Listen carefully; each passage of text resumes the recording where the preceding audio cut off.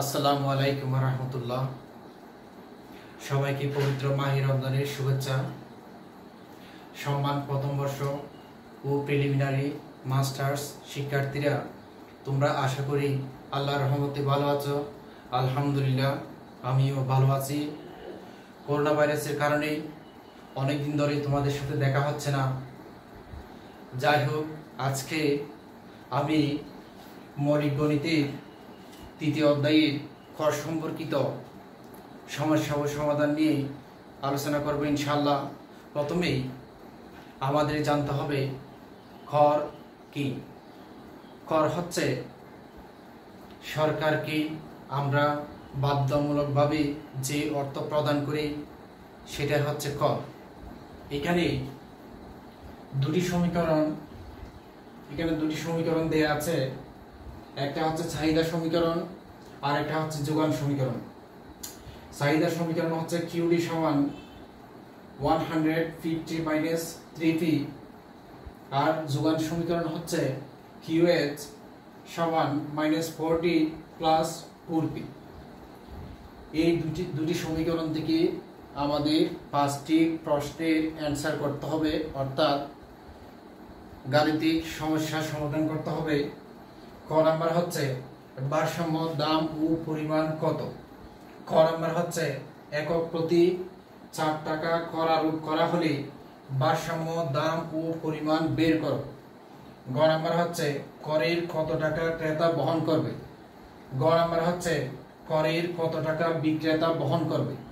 ও number হচ্ছে কর বাবদ সরকারের আয় কত। আমরা প্রথমেই খ নাম্বারে সমাধান করব। খ নাম্বার প্রথমে আমাদের লিখতে হবে, দেয়া আছে কিউডি সমান 150 মাইনাস 3p, কিউএস সমান -40 প্লাস 4p। আমি এখানে লিখতেছি না, দেয়া আছে যেহেতু আমার জায়গা নেই সেজন্য। এরপরে আমরা জানি ভারসাম্য অবস্থায় কিউডি সমান কিউএচ। আমরা জানি ভারসাম্য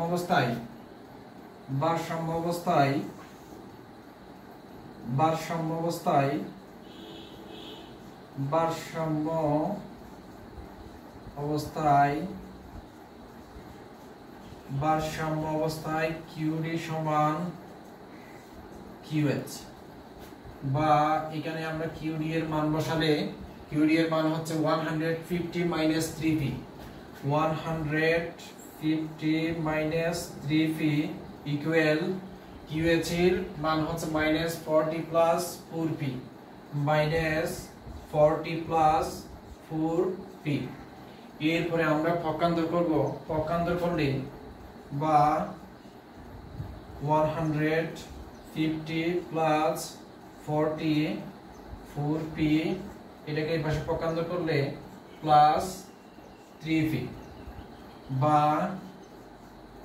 এরপরে 150 আর 40 যোগ করলে 190 ইকুয়াল 7p, বা 7 কে পক্ষান্তর করলে 190/7 ইকুয়াল p। সুতরাং p সমান, এটা ভাগ করলে হবে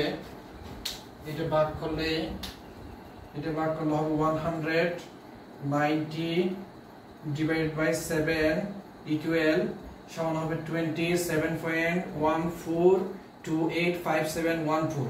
আমরা দশমিকের পরে 2 অঙ্ক নেব। 27.14। এখন আমাদের ভারসাম্য দাম বের হলো, অর্থাৎ p সমান 27.14। এরপরে আমাদের বের করতে হবে ভারসাম্য পরিমাণ, অর্থাৎ ভারসাম্য পরিমাণ বের করার জন্য আমাদের এই p এর মান যে কোনো একটা সমীকরণে, চাহিদা সমীকরণে বসালেই হবে, যোগান সমীকরণে বসালেই হবে। আমরা যে কোনো একটা সমীকরণে বসিয়ে ভারসাম্য পরিমাণ বের করব। p সমান 27.14 হলে কিউডি ইকুয়াল কিউএচ সমান আমরা চাহিদা সমীকরণে বসাবো 150 minus 3p equal 150 minus 3 P এর মান হচ্ছে 27.14 ইকুয়াল এটা 3 সাথে 27.14 গুণ করে 150 থেকে মাইনাস করলে হবে 100 থেকে মাইনাস করলে হবে 3 এর সাথে গুণ করলে মাইনাস 150 ইকুয়াল 68.57 ইকুয়াল 68.57 68.58 কারণ 7 এর পরে এই অঙ্কের মধ্যে 5 এর চেয়ে বড় হলে এর সাথে যোগ করতে হয়, সেজন্য আমি 58 লিখলাম। এরপরে আমরা এখন ভারসাম্য দাম ও ভারসাম্য পরিমাণ পেলাম। সুতরাং অর্থাৎ ভারসাম্য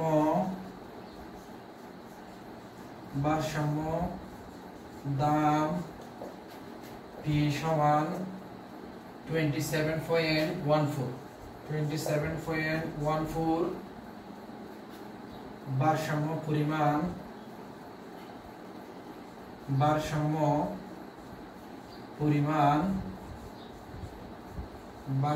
পরিমাণ Q সমান 68.58 আমরা এখন ক এর সমাধান পেলাম। ক এর সমাধানে ভারসাম্য দাম হচ্ছে P ইকুয়াল 27.14 ভারসাম্য পরিমাণ হচ্ছে Q ইকুয়াল 68.58। এরপর আমরা খ নম্বরে চলে যাই। খ নম্বর হচ্ছে একক প্রতি 4 টাকা করারূপ করা হলে ভারসাম্য দাম ও পরিমাণ বের করো। একক প্রতি 4 টাকা করারূপ করা হলে খরারূপ কার উপর করা হয়েছে তা এখানে উল্লেখ নেই। সরকার চাইলে ক্রেতার উপর আরোপ করতে পারে, বিক্রেতার উপর আরোপ করতে পারে, কিন্তু এখানে উল্লেখ নেই। সেই কারণে আমাদের ধরে নিতে হবে এটা বিক্রেতার উপর। কার উপর? বিক্রেতার উপর কর আরোপ করা হলে আমাদের সমীকরণ পরিবর্তন হবে যোগান সমীকরণ। যদি ক্রেতার উপর কর আরোপ করা হয় তাহলে সমীকরণ পরিবর্তন হবে চাহিদা সমীকরণ, আর যদি বিক্রেতার উপর কর আরোপ করা হয় তাহলে সমীকরণ পরিবর্তন হবে যোগান সমীকরণ। যেহেতু এখানে কার উপর কর আরোপ করা হয়েছে তা উল্লেখ নেই, সেই কারণে আমাদের ধরে নিতে হবে বিক্রেতার উপর। কার উপর? বিক্রেতার উপর। তাহলে আমাদের কর আরোপের ফলে সমীকরণ পরিবর্তন হবে যোগান সমীকরণ। কোন সমীকরণ? যোগান সমীকরণ। এরপর খ নাম্বারের মধ্যে ক্ষয়ের উত্তর একক প্রতি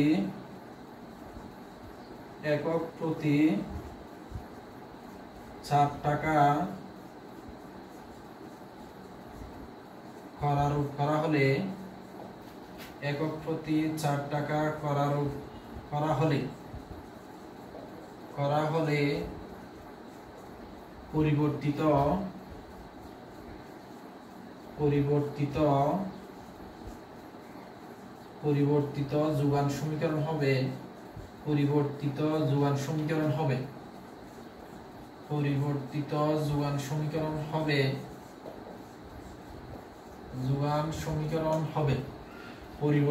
যোগান সমীকরণ হবে QS।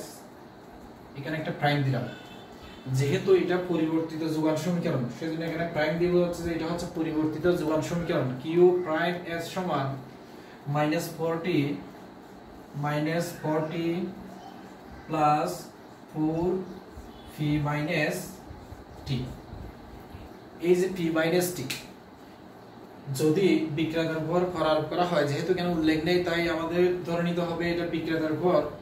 যদি বিক্রেতার উপর কর আরোপ করা হয় তাহলে যোগান সমীকরণ পরিবর্তন হবে, আর যোগান সমীকরণ পরিবর্তন হবে এই যে -40 প্লাস 4 P থেকে যত টাকা ট্যাক্স আরোপ করা হয়েছে তত টাকা মাইনাস হবে, ইকুয়াল -40 4 ইনটু 3 মাইনাস ট্যাক্স হচ্ছে এখানে হচ্ছে 60 টাকা। এখানে হচ্ছে কত টাকা? 60 টাকা। এখানে আরেকটা বিষয়, আমাদের সরকার দুই সিস্টেমে কর আরোপ করতে পারে। একটা হচ্ছে একক কর আর একটা হচ্ছে মূল্য আনুপাতিক বা শতকরা কর। এখানে যে করটা দেয়া আছে এটা হচ্ছে একক কর, আর যদি শতকরা এটা যদি পুর পার্সেন্ট হতো তাহলে আমরা ধরে নিতাম এটা মূল্য আনুপাতিক বা শতকরা কর। তখন আমাদের এই সিস্টেমটা একটু চেঞ্জ হতো, সেটা পরবর্তীতে দেখানো হবে ইনশাআল্লাহ। এখন ইকুয়াল -40 প্লাস 4p মাইনাস এটা গুণ করলে 60, -40 আর -16 যোগ করলে হবে -56 প্লাস 4p। এটা হচ্ছে আমাদের পরিবর্তিত যোগান সমীকরণ। এই পরিবর্তিত যোগান সমীকরণ থেকে এখানে আমাদের বের করতে বললো একক প্রতি 4 টাকা করা হলে ভারসাম্য দাম ও পরিমাণ বের করো।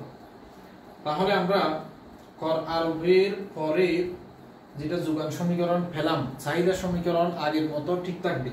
খ এর মতো আমরা অ্যানসার করব। খ এর মতো আমরা এখন ভারসাম্য অবস্থায় কিউডি সমান কিউএচ, ভারসাম্য অবস্থায়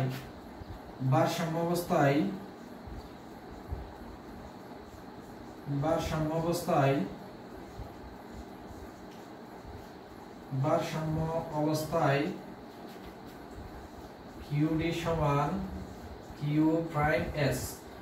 চাহিদা সমীকরণ আগেরটা থাকবে, কিন্তু যোগান সমীকরণ যেটা লিখতে হবে এটা হচ্ছে পরিবর্তিত যোগান সমীকরণ, বা কিউডি সমান হচ্ছে 150 minus 3v, 150 minus 3v equal পরিবর্তিত যোগান সমীকরণ হচ্ছে 56 plus 4p minus 56 plus 4p, বা এটা পক্ষান্তর করলে 150 plus 56 equal 4p plus 3p, বা 150 আর 56 যোগ করলে হবে 206 ইকুয়াল 7p। এটাকে পক্ষান্তর করলে হবে 206 ডিভাইড বাই 7 ইকুয়াল p।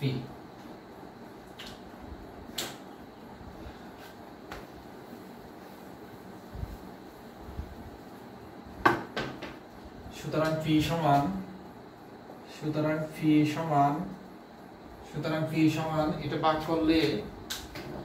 করলে হবে 206 ডিভাইড বাই 7 ইকুয়াল 29.42857,143, 29.428, যেহেতু 4 পরে 8, 29.43, 29.43। এটা হচ্ছে পরিবর্তিত ভারসাম্য দাম। একক প্রতি 4 টাকা করা হলে ভারসাম্য দাম ও পরিমাণ বের করো। আমাদের ভারসাম্য দাম বের হয়ে গেল। এরপরে আমাদের করার পরে ভারসাম্য পরিমাণ বের করতে হবে। খ এর মতো পি সমান 29.43 হলে QD equal Q prime S equal Q সমান আগের মতো চাহিদা সমীকরণে বসাবো 150 minus 3p equal 150 minus 3 into p এর মান হচ্ছে 29.43 ইকুয়াল 3 সাথে 29.43 গুণ করে 150 থেকে বিয়োগ করলে হবে গুণ 3 ইকুয়াল মাইনাস টি সমান 61.71 অর্থাৎ অর্থাৎ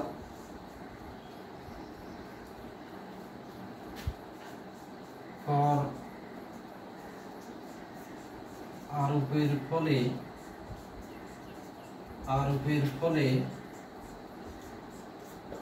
পরিবর্তিত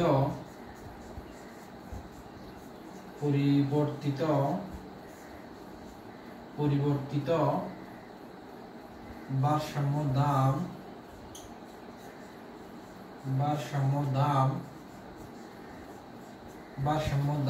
P সমান 29.43 আর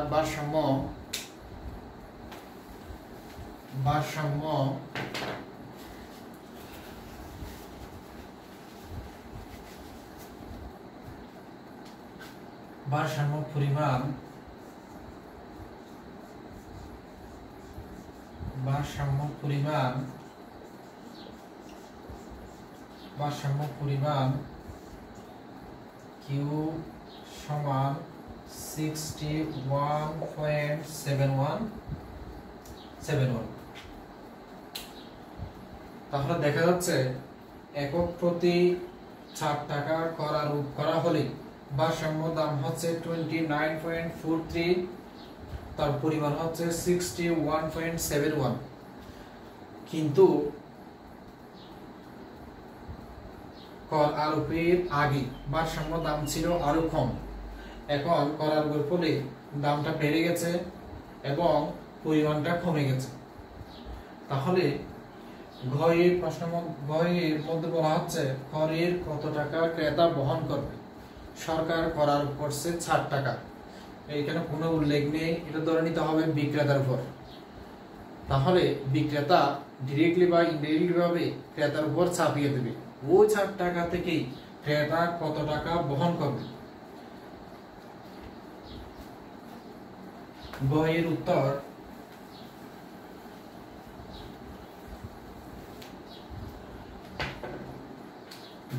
উত্তর আমরা জানি ক্রেতার কর সমান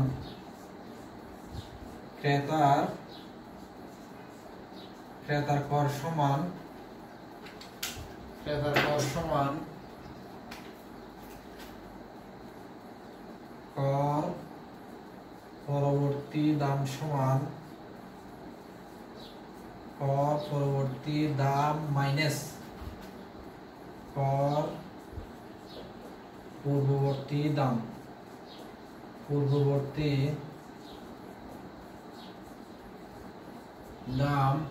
ইকুয়াল কর পরবর্তী দাম হচ্ছে আমাদের 29.43 কর পরবর্তী দাম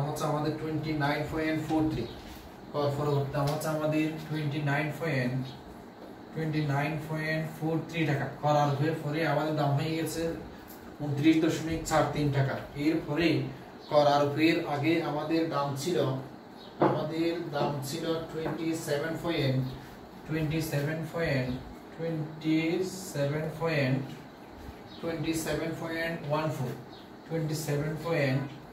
27.14 টাকা এটা মাইনাস করলে হবে এটা মাইনাস করলে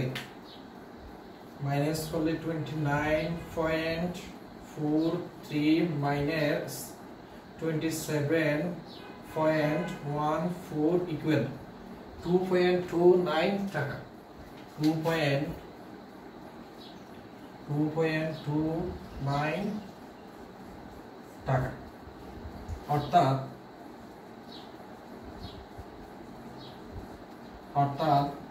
করের কত টাকা ক্রেতা বহন করবে যেহেতু কর আরোপের ফলে দাম ছিল কর আরোপের আগে দাম ছিল কর পূর্ববর্তী দাম ছিল 27.14 টাকা কর আরোপের আগে দাম ছিল 27.14 টাকা কর যখন আরোপ করা হয়েছে তখন ওই পণ্যটা কিনতে হয় 29.43 টাকা দিয়ে অর্থাৎ দাম বেড়ে গেছে এটা থেকে এটা মাইনাস করলে ক্রেতা বহন করবে 2.29 টাকা অর্থাৎ ক্রেতা করের করের 2.29 টাকা বহন করবে।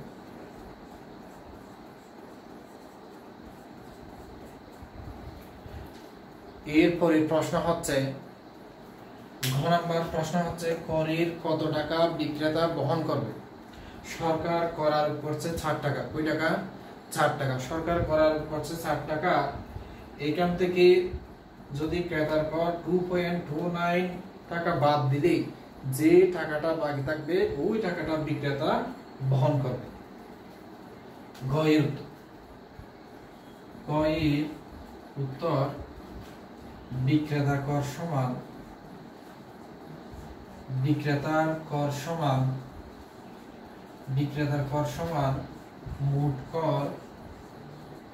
মোট কর মাইনাস ক্রেতার কর। আমাদের মোট কর হচ্ছে ৬০ টাকা। মোট কর হচ্ছে কত টাকা? ৬০ টাকা। এরপরে ক্রেতার কর হচ্ছে 2.29 টাকা।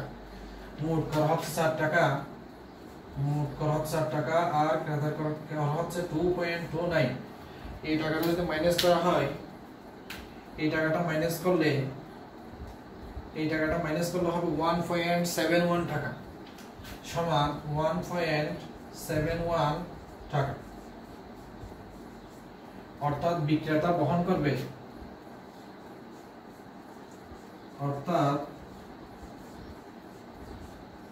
বিক্রেতা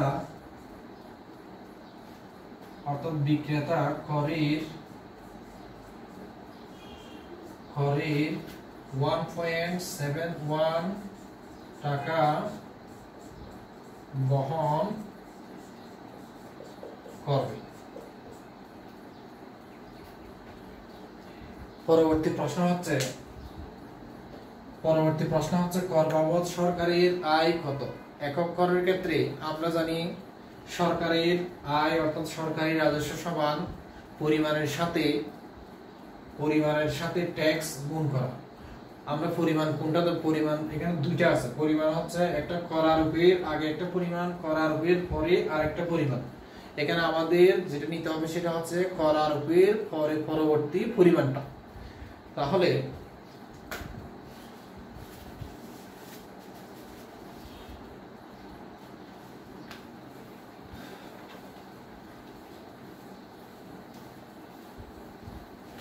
গ এর উত্তর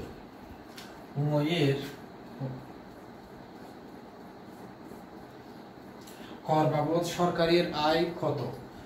কর বাবদ সরকারের আয় কর বাবদ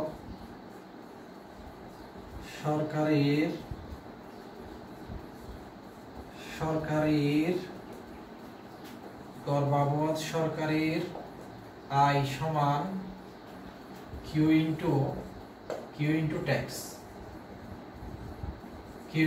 কিউ হচ্ছে কোয়ান্টিটি, পরিমাণ। যে পরিমাণটা আমরা ধরবো এখানে এটা হচ্ছে কর পরবর্তী আমাদের পরিমাণ ছিল 61.71 ইনটু ট্যাক্স হচ্ছে 4। এটা গুণ করলে হবে 61.71 গুণ 4 সমান 246.84 টাকা। অর্থাৎ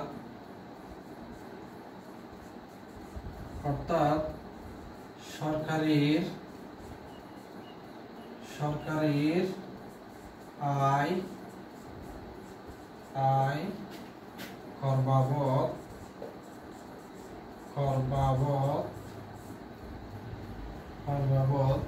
সমান 246.84 টাকা।